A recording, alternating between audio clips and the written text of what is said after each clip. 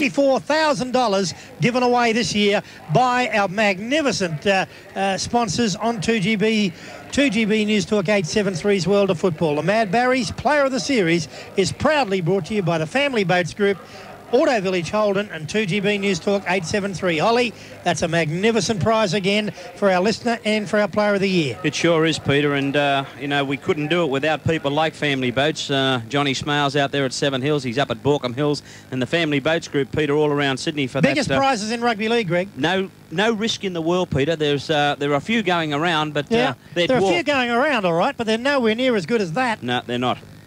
And talking about Auto Village Holden just for a moment, I know Smales has got deals up there in Seven Hills and Borkham Hills and for that matter all around Sydney in the Family Boats Group. Fantastic prices going on, all the signature range. Every engine you can think of they've got up there, and you go in and talk to Smales if you want a boat. But this hail sale too, Peter, out at Auto Village Holden at 266 Hume Highway, Cabramatta. If you thought the deals went last week, you should see some of the deals they got going this week. But they had more hail. No, they've had no more hail, but they've decided to really clear it. They've got 70 used vehicles, Peter. Go on. That must be cleared, and up to $8,000 off the ticketed price. Drive-away finance. You can trade in on the spot. You'll get full warranty, insurance available, no risk in the world, full comprehensive insurance available from Accident Insurance Mutual, so you've got no problems when you want a car, second-hand car or a new car. Auto Village Holden, 266 Hume Highway, Cabramatta. That's it for me. OK, let's go down to our sideline eye. Tony Peters, who's got a very special guest just after the election result has finally been announced down here in Canberra. He's one of the great characters of rugby league, formerly patron at the Newtown Jets, now very much a Canberra Raider himself, the one and only Fred Daly with Tony Peters. Yeah, thanks, Peter. Well, Fred, obviously very pleased with the outcome of the election result. Delightful. 3 captains got knocked over, the Democrats, the Country Party and the Liberals. So you can't knock better over than 3 in a row like that. Was it ever in doubt? I don't think so. I thought it'd get back to Peacock and Hawke, and I thought there's no doubt who the public could choose, and that turned to be right. They went close, but you know, half ahead at Randwick's as good as the length of the straight. And now I thought to get back to, I prophesied 10 seats. Well, I'm only 2 out. Well, at this particular stage, Fred, there must be a future for Mal Meninga then in politics. I don't. Oh, well, he's the most popular man in Canberra. I think he's even more popular than Bob Hawke. And rightly so, because not only is he a great bloke, he's a top-grade footballer. Fred, do you expect today's result to be closer than the election?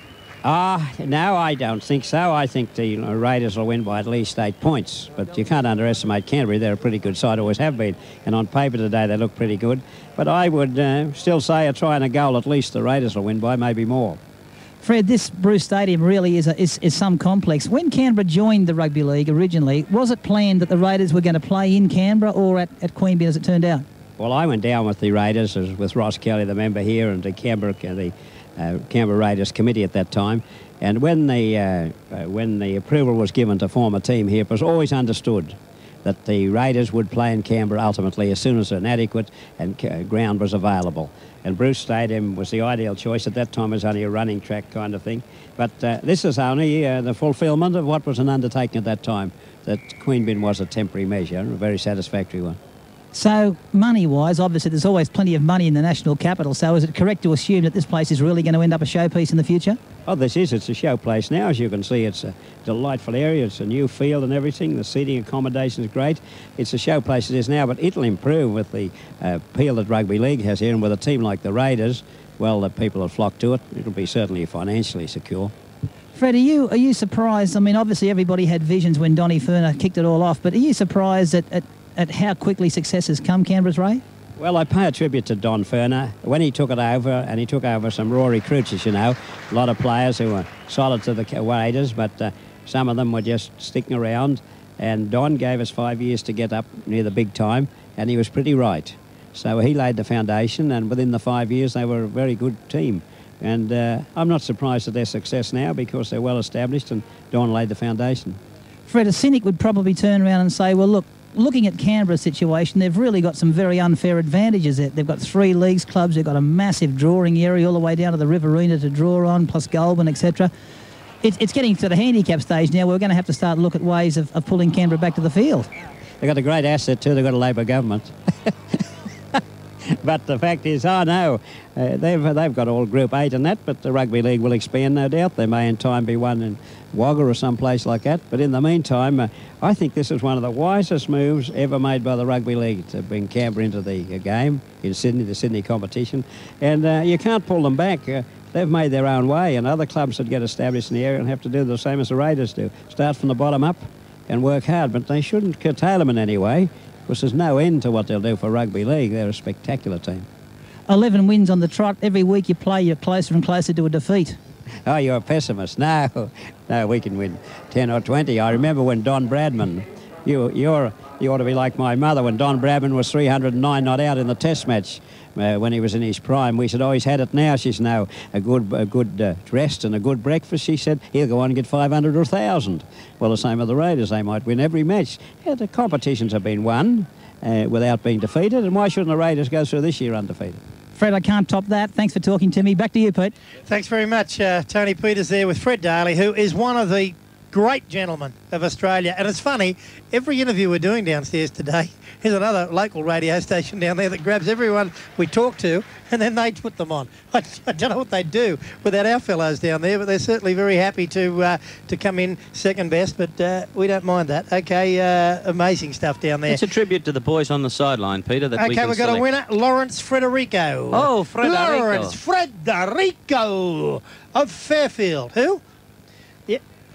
Yeah, Federico. Federico, no Fred. No, I Fred. thought it was Fred Daly's brother. We just had Fred. Okay, Warren Ryan, Fred Daly, whilst you were coach at Newtown, wonderful character, always in the dressing room with a smiling face and a great supporter of this game of rugby league. And it's been handy having someone like him down in Canberra over the years. Yeah, he's a great speaker and a great teller of tales. I always remember Fred getting up once and he got an enormous build-up prior to getting up and speaking. And he just looked at the person that introduced him. He said, well, he said, after a build-up like that, I can hardly wait to hear what I've got to say. Yeah, that'd be him. Fabulous sense of humour. Yeah, he has got a great sense of humour. And, I think this game of rugby league is keeping him young. He certainly looks fantastic down there on the sideline, and that's terrific. He hasn't aged in a decade, you know. Beg your pardon? He hasn't aged in a decade. I've known him since the days in Newtown back in 79, and he hasn't aged at all. No, he looks pretty dapper, and he's got his tit for tat on down there, and he's given it to the boys. Yeah, he certainly is. Okay, 18-6 in reserve grade in favour of Canberra over Canterbury Bankstown. In President's Cup, it was 28-22 in favour of the Canberra Raiders. We got a letter this week, Greg and I, from a young fellow who plays in President's Cup with South Sydney. His name is Sean Garlick, and he's a fine young player. And I'll just briefly read a bit of his letter. He played with South Sydney's President's Cup side and also belonged to the Players Committee, and his job is to organise functions and raise money for the club's end-of-season trip. Fundraising not always easy. For the second function, they've combined a gradings presentation followed up by the famous Carlotta and Lay Girls show, and they're up for, of course, the show's wages. And, well, tomorrow is the day, and they're asking South Sydney supporters to get along and have an occasion, meet the players, have a great day's entertainment and help the boys go away on their end-of-season trip. It'll be at the South Sydney Leagues Club tomorrow afternoon, April the 1st, April Fool's Day, and it's at 3 p.m. Now, the cost of tickets, $20 a ticket. Included in the $20 are 5 raffle tickets. TV is one prize, also food provided. Hopefully it'll be a big afternoon for the supporters. Meet the players and see the famous Lay Girls show, and with a big raffle prize. Any inquiries, you can phone Gail Ryan at the South Sydney Leagues Club on 699 4156. 699 4156.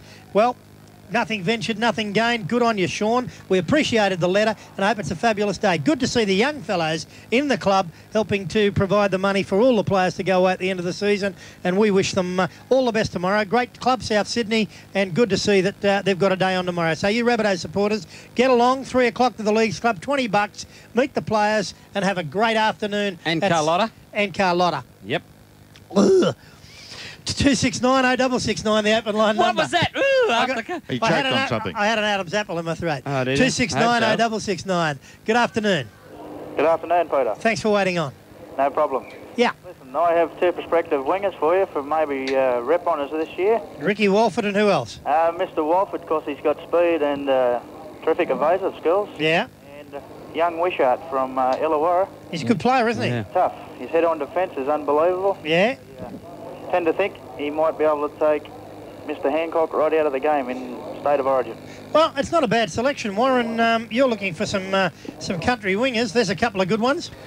Yeah, very good wingers. Ricky, of course, has played country last year for us. Wishart might even be considered as a centre. There aren't that many. See, we can't get a bloke like Rodwell because he played for Illawarra, which is a Winfield Cup club. But aren't they going to change that? I wish they would. Well, I mean you can't get any more country than those guys in Illawarra. I mean, that was, when you think of Langlands, Ian Moyer, Charlie Kentwell, Darcy Russell, Bobby Fulton, Alan Madalena, players that played for country, all from the Wollongong area. Harry Wells, it goes on and on and on. Craig Young, it's incredible. Yeah, but they've got this rule now, which advantages City, which says that anybody who plays his football after turning 16, right, after the age of 16, if you play your football with the Winfield Cup club, you're classified as being a City product. Well, yeah, well, that's an unfair ruling. Well, it's just taken all the prospects off, and we've virtually got to run around with an old team. Yeah, well, I think we may hammer that. I think that's a silly rule, Clarko. Yeah, one thing now, have you got Ricky Stewart this year? Well, he qualifies on the basis that he played... Woden Valley, didn't he? He played... No, Queanbeyan Blues. Queanbeyan Blues. Yeah, he played for some... Actually, yeah, we spoke to the chap that coached him when he was about 16 or something or other. He played in an under-18 side for somebody other than the Raiders, if you know what I mean, and that qualified him as a country player. But it is silly. I wrote an article, if you remember reading it, in the Herald on Wednesday, pointing out that people like Bradley Clyde came from a place called Holbrook. It's a little tiny place outside Wagga, and his dad was a shearer, and he said, mate, I spoke to him on the phone first, he said, mate, I'm a bushy. And he said, I should be playing for country. Yeah, and Lazarus too, I presume, too. Yeah, and the other bloke, Lazarus, the background of Lazarus was that his family had been in Queanbeyan since 1850. Since 1850? His great-grandfather was the mayor there. Yeah. And I mean, he said he and his dad both can't understand why he isn't playing for country. Yeah, and he said he didn't even put a Raiders jumper on until he was 20, so he didn't qualify on this other business of Canberra being the first club he paid for after he turned 16. He said, I didn't have a Raiders jumper until I was 20 years old. I played for Queanbeyan, one of the subs in Queanbeyan, so there must be subsection clause 4 or something or other that says that Queanbeyan's also part of the city, so I don't know. Yeah, that's crazy. Okay, thanks for that, Warren. 2690669, open line number. Good afternoon. Oh, g'day, Pete. Yes, mate. How you going? Good. Oh, a couple of things. The caller for the song, The Best. The which? The Best. Yeah, the song, yeah. Yeah, you were stuck for an Australian singer. Yeah. What about Jimmy Barnes? Jimmy Barnes would be great, yeah. As a male singer, I think Jimmy Barnes is, just about one of the best we've got. Yeah. Yeah, well, and he's a rugby league supporter. Oh, is he? Beg your pardon? Is he? He is a rugby league supporter. He follows Parramatta. Oh. Yeah. Well, could you imagine the football players dancing around to Simply Irresistible, Robert Palmer? I'm having a bit of trouble hearing your call. We're getting a lot of feedback down the line on that. I'll just try and close this window and quieten it up a bit. Just tell me the last part of your question again. Oh, I was going to say, could you imagine the football players dancing around to Robert Palmer, Simply Irresistible? Yeah, be all right, wouldn't it? Okay, thanks for your call. 2690669, good afternoon. Hello, Peter. Yes, mate. Just a question for you and Warren. Yeah. Excuse me. Is it credible to think that the league is sending the successful clubs on a rate of self-destruct with the salary cap? Well, I think they're trying to even up the standard, and some well-run clubs are being penalised to a certain extent because they run their business better than others. I think that is a fair comment. Yeah, but by that what I mean is... I don't think they want to run anybody down now. If you become successful, Peter, yeah, only hypothetical, yeah, and you have a very young side, you pay them. Their contracts are all up at the end of the year, yeah, and they are very good players, and you get, say, 6 or 7 in the representative teams. You can't afford to pay them. And the next year, they become a hell of a lot more expensive. Doesn't that in itself create a situation where there is no regeneration? It does. Yeah, you're being punished for excellence in that you can no longer improve your club because all the money's gone out on these improved or highly fancied players. Now, the point I'm trying to make is if, in fact, they say the salary cap is a situation where it'll be looked at each year, and it may go up, what's the point of having it in the first place? Yeah, exactly right. I mean, look at Canberra. What if, say, for instance, I know Bradley Clyde's just re-signed this year, but what if Bradley Clyde, Glenn Lazarus, Steve Walters, Laurie Daly, Ricky Stewart, Matthew Wood, the young players all came up off contract together at 1 year? You know, they'd nearly blow their salary cap in just re-signing, Peter, you know, a half a dozen good players. That's my point, Peter. Yeah, it is a very good point. And I agree with you. Can I have Warren's comments on that? Beg your pardon? Can I have Warren's comments on that? Yeah, Warren? Well, I thought your last point was a very good one, the one you made last. Could you just run that by me again? The last point you made was... Well, what happens is, when these people who are young, good players, come up for renewal of contract, it absolutely abolishes any situation of regeneration. Yeah, I think you made another point after that, but it must be a worry. Now, the point you made was this, that if the salary cap increases, as promised, in accordance with either CPI or inflationary trends, whatever way you want to do it. What's the point of having it? Yeah, what's the point of having it in the first place? And if the league so decree that a certain club can't have theirs expanded because they're not in a financial position to do so, they're going to be left at the barrier in the long term anyway, and the other ones are going to gallop away from them and get a greater salary cap, and the demarcation or the chasm between the rich and the poor is going to widen anyway. All they're doing is they're prolonging the bloody inevitable, I think, with that. Okay, thanks for your call. And just talking about good players, Wayne Collins has just gone in and scored a terrific try under the post. Warren, how can Canberra afford to keep all these magnificent players that they've got? I mean, he was the best player on the field in the Channel 10 Cup final. He can't get into first grade, but because of Steve Walters. But, I mean, there would be clubs in the Winfield Cup that would pay that young fellow upwards of $60,000, $70,000 a season. Yeah, and also in Canberra, what mentioned earlier was Jason Death. It's spelt D-E-A-T-H. It's spelt, death. And also the second grade lock forward named David Barnhill. Now, what on earth chance, looking at Bradley Clyde, as young and all as he is, it's fine to say, well, Bradley Clyde may move to the second row, but then they've still got David Barnhill and Jason Death fighting it out, presumably for a lock forward position. So one of those has got to think to himself, look, I'm going to pack my bags and get out of here. Otherwise, I'm going to spend a lifetime in reserve grade. Exactly right. It can happen, as it's happened at other clubs. It happened to some of the good clubs in the 60s and 70s that were dominating. Warren, I can reveal that I understand that the salary cap committee has had a good, close look at the Canberra Raiders in the last week. I understand that has gone on. I don't know whether it'll be denied or backed up by the league, but I understand they have had a very close look at the Green Machine this week. What, to see if they've breached the salary cap? Well, they're checking every club, but I understand it was fairly intensive, the inspection that took place. And I'm not casting any doubts or any innuendos, but I'm just saying that I understand they had a very good look, and there's also another club that they're looking at very closely too. Yeah, well, the penalties are fairly severe for going over, aren't they? They certainly are. Just as we speak, Ewan McGrady in for a long-distance try, and a very good one too. And he's got over the line. I think he injured himself when he put the ball down. Gee, he put it down awkwardly. All he had to do was slide in. He has tripped over in the in-goal area, and he's hit his head on the ground. He's okay, but all he had to do, he should get a tape of Bobby McCarthy, who played with Canterbury, or Terry Lamb, who plays with them now, and have a look how to score a try. My heavens, he scores enough, but he didn't go in and score that very well. He tripped, I think, after he got over there. He fell down awkwardly, Peter. He's hurt his neck, but he's okay. Peter, there was something I was going to ask you before when we were speaking about Danny Shepherd, and I didn't get an opportunity to do it. Was there some suggestion that Danny Shepherd's condition is not totally as a result of football, or is it a result of an unfortunate knock? And on that score, can you see the time where, I was thinking about talking to Joe Montana. Can you see the time when we in league will be forced? The players will all be wearing soft protective headwear. I think the time will have to come, Warren. I mean.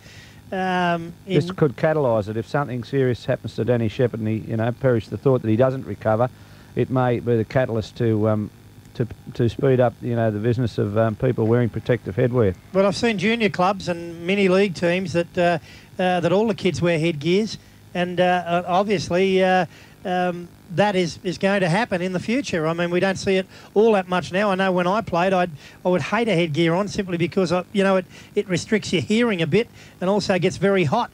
But They've probably got around it. The technology now has probably got around a lot of those problems of being deaf. You definitely, if you put one on, you couldn't hear anyone calling for the ball. Or, no. And this, don't you think this sort of thing. Don't you think it's a path you tread when you play this game?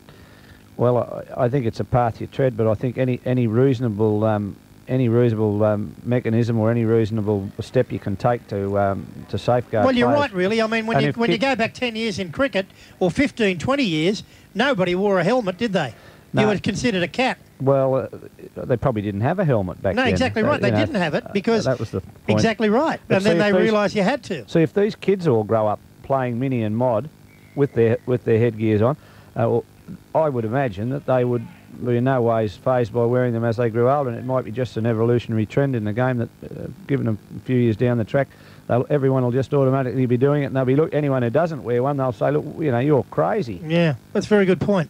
Okay, let's go down to our sideline. Hi, Tony Peters. Yes, thanks, Peter. I've just been speaking to David Barnhill, the president of the Country Rugby League, about that matter that you raised before about Illawarra, Newcastle, Canberra players becoming eligible to play for country. Yeah. The meeting is being held with the New South Wales Rugby League Board on April the 5th. Now, it's been requested by Mr Barnhill, and he's, without preempting the decision, he's pretty confident that the place that you were in fact born and played your junior league football will determine just exactly who plays for country this year and who doesn't. So I think you'll probably find, without preempting the board's decision, you'll probably find that players who were born in country areas and played their junior league in country areas over and above Illawarra, Canberra, Newcastle clubs, etc., will be eligible to play for country this year. Okay, well, I think that's big news, and it should happen. The Rugby League has made some decisions for the good of the game in the last decade, and I think they should continue, and that is one that should happen, Alan Clarkson. Yeah, I agree with you, Peter, but I do say this, that I think that the Country League should have looked at this, you know, a couple of years ago and just said, OK, what about the rules for this competition? Yeah. Let's lay down the rules this way and let's do it this particular way. I mean, the game should be a highlight game, and it will be if that's allowed. Yeah, I agree. I agree with what Warren and David Barnhill are trying to do. I think, you know, we've got to see a contest out there, you know, and let country win it, and, you know, they'll be very, very happy. And then maybe we can turn around and beat Queensland. One of the points... Well, that'd be something. Alan, one of the points I made in the article that I wrote about it was this, that the Queensland-New South Wales games died a natural death because Queenslanders were coming down here playing in the competition, and they were being selected in sky blue jumpers to go back and be part and parcel of the hidings that were dished out to Queensland. Yep. And the series died. Yep. Now what's happening at the moment is we've got genuine countrymen turning out in city jumpers and making it virtually impossible for country once again to win. And the other point on it being an important contest, if they don't address this problem of people in Newcastle, they don't consider themselves city, and neither do people in Canberra or Illawarra. And if they don't address it, what you're going to find in the annual confrontation between city and country, you'll find that the 13 or the 26 best players aren't on the field. You'll probably find the second best 13 are playing the curtain raiser if something's not done very soon about it. It'll die, Warren, if they don't do something about it. And I think that, you know, it's silly to wait until it does die and then try and revive it like they had to do with New South Wales, Queensland. Let's give it the kiss of life now. And I say to the board of the New South Wales Rugby League, it's got to be done. It's not, it's common sense, and you've shown over the years that common sense does prevail at Phillip Street. Let's do it. Okay, let's take a break here at the scoreline at 24 points to 12 in favour of Canberra over the Canberra Raiders. We'll come back with Rugby League preview. Hello. Hello, sweetheart. I've got some news. So awful. You won't believe it. Try me. We've been burgled. I believe it. What's missing? They've taken all your Cliff Richard records. What, all 567? Yes. I have been getting a bit tired of him. And all the furniture and everything. What an opportunity to redecorate. Oh, and the postman's here. Yes? He's been a real comfort. In fact, he's asked me to dinner. Was there any mail? Yes, a renewal for your car insurance. Oh. No, it's gone up this year. Roger, are you there? If you've just got your car insurance renewal, perhaps you should talk to NRMA. Our low premiums, outstanding claim service and free Aussie Assist add up to a package nobody else can match. So get a quote from us. Pick up the phone and talk to NRMA. Talk to me, Roger. NRMA Car Insurance. It pays to belong. 2GB's World of Football. Radio's premier rugby league team. With more than 85 years' experience in providing a vast array of services to industry, it's hardly surprising O'Donnell Griffin is Australia's premier electrical and fire protection contractor. From minor repairs to electric motors, pumps and welding equipment, to total fire alarm and sprinkler installations, O'Donnell Griffin has an unmatched professional record. That's O'Donnell Griffin, the performance, service and complete capability your company needs. What makes New South Wales fast bowler Michael Whitney feel good? Bowling Viv Richards' second ball? That makes me feel great. I feel good. Wow! Fielding in front of the hill at the SCG. Now that is a great feeling. But I'll tell you what feels really good. Having a Tooheys draft, a cold one, straight after the game. Tooheys draft. Real taste, real beer. That feels good. And it's time for an AFL update. Good afternoon, this is Kevin Taylor. 4 games of round 1 today in Melbourne, where it's a beaut day, clear skies, 23 degrees, and we'll focus on Princes Park, where the Sydney Swans, with 4 new players in, they're matched against Carlton down there, whilst at Waverley it's a rematch of last year's grand finals, Hawthorn and Geelong, where the crowd at Waverley is over 40,000. Progress scores in all the games at Princes Park, and the Sydney Swans are down by 28 points. Their goal kickers to date, Williams and Fell, 1 apiece, but the scoreline is Carlton 6 goals, 5, 41, and Sydney 2-1, 13. They're into the second quarter there. Across at Waverley, it's Geelong 4-3, 27, with Ablett having kicked 2 goals. They lead Hawthorn by 12 points. The Hawks are 2-3, 15. At the MCG, Melbourne on top at the moment.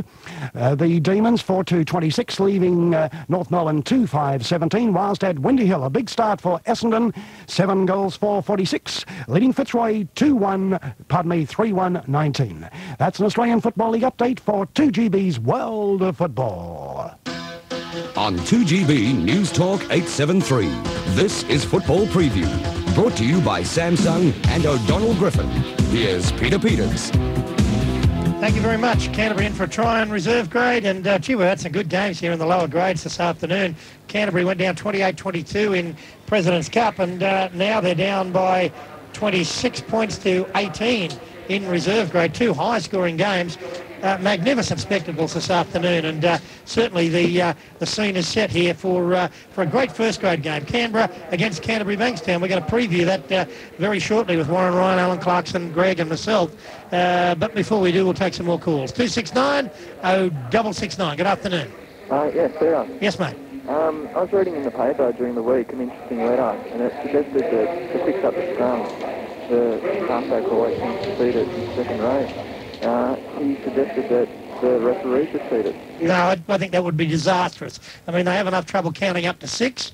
They have enough trouble with what they've got. It's a very difficult job to put more pressure on them, to have the innuendos fired at them. I wouldn't live with that. No way in the world. Warren, you're a current coach. What would you say to that? Some of the front rowers might lash out when they bent down to put the ball in. You couldn't cop that, though, could you? No, that wouldn't be on, because that's leading with your chin, asking the ref to put it in. He's not in a, there'll be all kinds of allegations. Yeah, I just think it's too stupid to even consider. Thanks for your call. 269-0669. Good afternoon. Hello. Yes, mate. Hi, Greg. Yes, mate.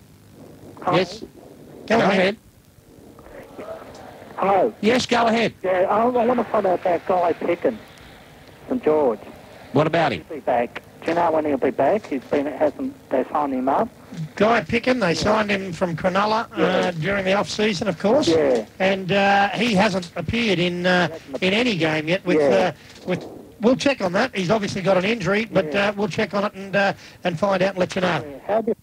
Mal out there today may well determine whether he goes into the State of Origin side. So he could be playing for his spot today? I think he could be. I really do. Of course, there's a lot of... well, let's face it, I think the it's not that far away. The City Country game's only, about 3 weeks away now, That's isn't it? right. On Anzac Day, of all things, at Sydney Football Stadium. Of course, when you got Clyde, you got Lance there, you got Lazarus up front, that's a hell of a team. You know, they've got everything that going for them, I think, Canberra. It will be a very top game of football, but I very strongly fancy Canberra to win it.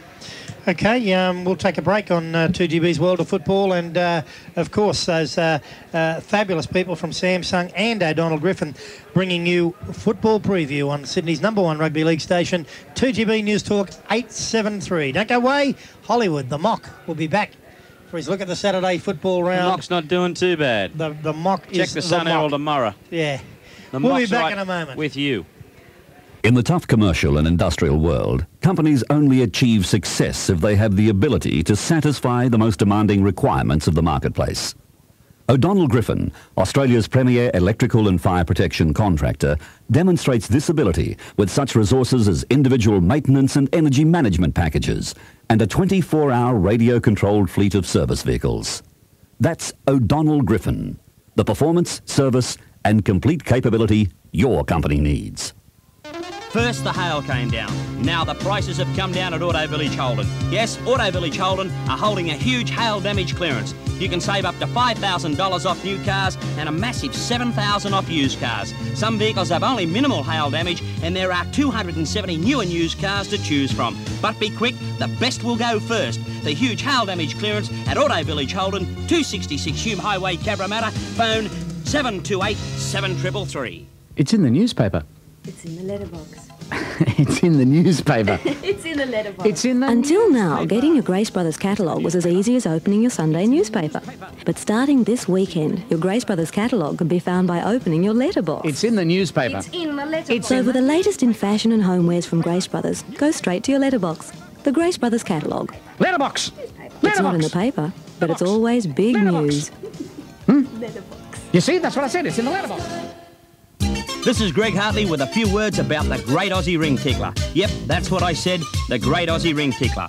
If you don't already know what it is, and you're the sort of person who fancies a drink every now and then, or sooner, you'd better get down to where you buy your tuies and ask for the Great Aussie Ring Tickler. They sell for only $2.99 recommended retail, and they'll save you heaps on torn hankies, shirt tails and duds, and even skin. The Great Aussie Ring Tickler. If your retailer hasn't got it, tell them to call Jim on 523 8827. And an AFL update. Progress scores down in Melbourne into the second quarter, and at Princes Park, Carlton holding a good lead over the Sydney Swans. The Blues are 8-7-55, leading Sydney 3-5-23. Melbourne are bolting away at the MCG. It's the Demons 8 goals 250, leading North Melbourne 2 goals 820 points. Nip and tuck out at Waverley in the rematch between last year's grand finalists. It's Geelong just by 1 goal. The Geelong Cats 6 goals 440, leading Hawthorn 5-5-35. And finally, the big streakers of the day, Essendon Bombers out at Windy Hill at home, 9 goals 761, leading Fitzroy 4 goals 327. Australian Football League updates for 2GB's World of Football. This is Football Preview, brought to you by Samsung and O'Donnell Griffin. Here's Zorba. Welcome back to the sunshine, bound about 25 degrees in beautiful Canberra this afternoon for the Rugby League match of the day between Canberra and Canterbury Bankstown. Warren Ryan and Alan Clarkson both favouring the reigning premiers Canberra, and why not? Let's see now if there's only one thing that can stop Canberra, I think, today. That's me, obviously, Peter. Here he is. Yep, well, Canberra will win the day. There's no doubt about that. Well, say no more. You said that. I remember you said in a test match, Australia had won 15 straight. Yeah. And I said, Greg, can you put the mic on? Here's the bone music coming in the background, the skeletons. Hey, don't worry about the bone music. You said Australia will win by 20. Yeah. Great Britain beat us for the first time in 15 tests. Okay. And I think if you can stop Australia, you can certainly stop Canberra. That was years ago. We're talking about now. Who picked? You're still the mock. Did I pick the winner of Saturday last week? Who was it? Don't worry. Did I pick it? I don't did. know. Yes, I did. Well, you got I'm not one letting out you of forget. two. I've got it on a big board in my office. Yeah. Canberra to win, simply for the reasons Clarko said. Too big, too strong out wide as far as I'm concerned, and they are a machine. You don't give your Bulldogs a chance. I give them a reasonable chance, but I don't think they can. I don't think they can get away with this mob, particularly in the mood that they're in at the moment. I'll tell you what, I think the game will be a lot closer than most people anticipate. Of course, you run off Warren's tip, that's why. No, I think the Canterbury Bankstown are a lot better side. Be my own man. Yeah. At least I'm a man, not a wimp. I'm not a wimp. You're not? No. When did you change? On the way down here today? 20 years ago. Yeah, you've always been a wimp. Rip and tear, run off the other people. Okay, Canterbury Bankstown, I think, through their sheer forward strength, and the reports are that Darren Smith, a newcomer to the second row, is a very good player, and he's going to have to be today against this very fine Canberra pack. I think that Canberra showed last weekend that they're only human. I mean, they only scored 3 tries against Illawarra. That's a revelation. They're only human. Well, everybody's making them out to be supermen. Well, I'll tell you what, they're the closest thing in a rugby league football team to supermen that you're going to see for a while. You're kidding. I don't think they're unbeatable. And that includes your maroon and white. I don't think they're unbeatable. I'm sure they're not the machine that everyone thinks they are. I mean, 3 tries against the Steelers, and having a look at the video, they scored a couple of lucky tries in that game.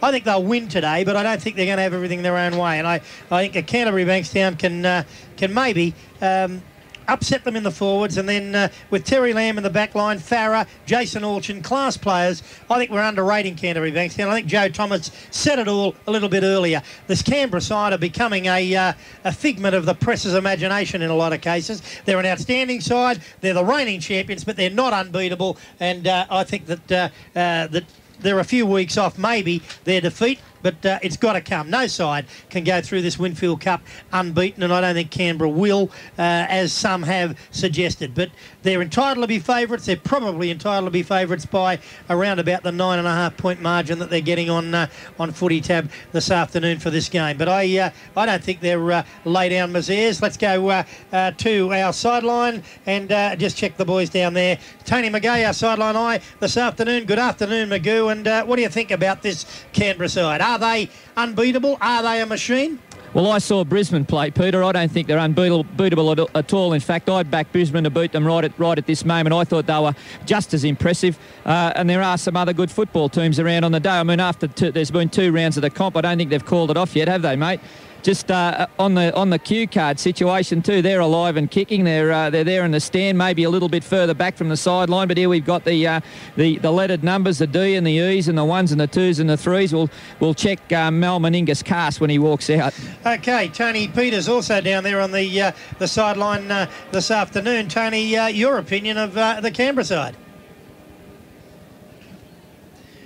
Your opinion of the Canberra side, Tony, are they unbeatable? No, Peter, I don't think they're unbeatable at all. I'm sort of convinced that there are sides like Penrith, Brisbane, Balmain on their day. They're all more than capable of beating Canberra. I don't agree with that at all. They've had a run, 9 matches last year, 4 in the Challenge Cup this year, if you want to count those, plus 2 premiership matches. That's 15 games.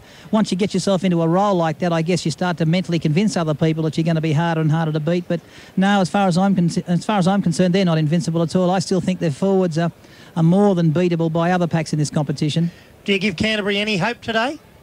Yes, I do, actually. Surprisingly, I do. I think if you've got 4 forwards from a premiership winning pack, admittedly it's 2 years down the track, I think Canterbury have got 4 of their trump cards still there. They've still got Terry Lamb. They've still got Andrew Farah. I think they'll be a wiser outfit and they'll play a lot smarter than they did last week. I know that Chris Anderson's done an enormous amount of work since they've been in Canberra on this problem, and having spoken to a couple of the players today about it, they're very conscious that they blew that game last week. There was one game they definitely should have won, and they knew they should have won, and I expect them to come out today a much more disciplined side. They've got to concentrate for 80 minutes like Joe Thomas suggested. Yeah, I give them a chance. I mean, look at that comment Laurie Daly made. Laurie Daly believes that Canberra can make the semi-finals. I nearly fell off the chair when he said that. Okay, and also in the start of the season, first game we broadcast, Canterbury against South Sydney, nobody tipped Canterbury to win, but they won that game, and Souths were last year's minor premier. So I just wanted to make that point against Hartley, who seems to, want to put this Superman tag on clubs before they really earn it, and I don't think they've earned it yet. Peter, did I say for 1 minute that they were unbeatable, did I? Virtually.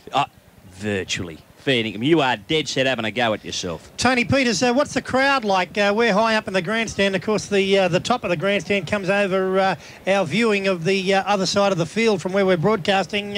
What do you anticipate the crowd to be? Peter, for a Saturday afternoon match, this is a terrific crowd. I spoke to Fred Daly about this earlier on, and he said that Canberra will always draw well Saturday or Sunday. I would probably think in the vicinity of around about 14 to 15,000 at this stage. Okay, pretty good crowd here at Bruce Stadium. Should be a beauty. So you've got the selections from from the guys. We just want to remind you that if you're in the market for some nice clothes, get down to the All Size Clothing Company. And a very good afternoon to our good mate there, and or all our good mates at the All Size Clothing Company in York Street, just opposite the Queen Victoria building. And I refer to Arthur Curry, Jimmy, and all the boys down there. And if you're a halfback, or you're a big front row forward, or if you're a giant, or you're a garden gnome, you can certainly be outfitted with the best in gear from the men that send the Australian and New South Wales Rugby League side away with all their clothing. And country people should be very much aware that they have fittings for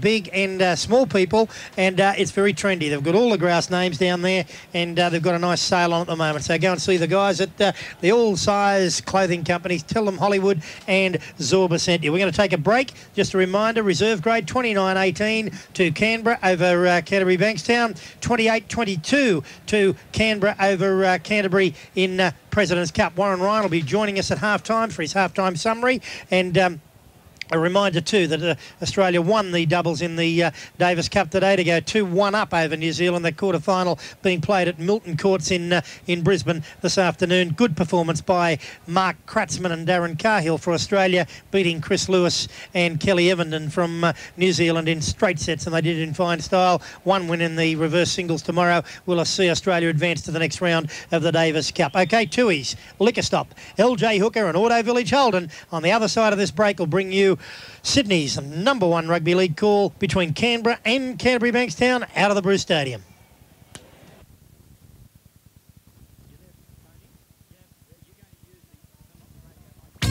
Nobody does it better. Makes me feel sad for the rest. Nobody does it half as good as you. LJ Hooker, you're the best. Whether you're buying or selling, talk to LJ Hooker. Nobody does it better. LJ Hooker, you're the best. You should shop at the liquor stop. When you're after the best liquor buys, simply look for the red Liquor Stop sign. This week at Liquor Stop, save on all varieties of UDL mixes, $2.69 each. 700ml Tia Maria, only $22.99, and Mitchenbury, White Seal, Brut and Brut de Brut Champagne are just $3.99 each. These specials and more at your Liquor Stop outlets. Stop, shop and save at your local Liquor Stop store. Rugby League excitement is Hollywood and Zorba, only on 2GB. First the hail came down. Now the prices have come down at Auto Village Holden. Yes, Auto Village Holden are holding a huge hail damage clearance. You can save up to $5,000 off new cars and a massive $7,000 off used cars. Some vehicles have only minimal hail damage, and there are 270 new and used cars to choose from. But be quick, the best will go first. The huge hail damage clearance at Auto Village Holden, 266 Hume Highway, Cabramatta. Phone 728 7333. What makes world champion surfer Barton Lynch feel good? Nothing's better than being out in the surf and watching the sunrise with your mates. You know, sitting out there, getting that perfect set wave, that's a feeling you can't replace that one. Surfing a 20-foot swell and surviving, that feels great. I'll tell you what feels really good. That's an ice-cold Tui's after a hard day surfing. Nothing beats it. Tui's Draft. Real taste, real beer.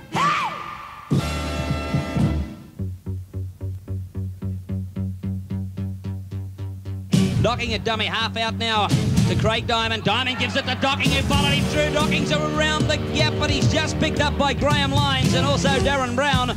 Just outside the quarter line, Danny Staines goes for a bit of a gallop. Gives it across now into the arms of Wilson. Beats 1 or 2, turns it back inside. Into Docking. Try! Docking's gone over for another try. Well, that's the ball game for the Rabbits. All right, footy fans, time to head south to Bruce Stadium in the heart of Raider territory for the clash between Canberra and Canterbury. League 90 is brought to you uninterrupted by LJ Hooker, Auto Village Holden, Liquor Stop and Tui's on Sydney's #1 footy station. Here's the dashing decibel duo, Greg Hartley and Peter Peters. A very good afternoon. Welcome to Bruce Stadium in Canberra, the new home for the Green Machine, the reigning premiers in the Winfield.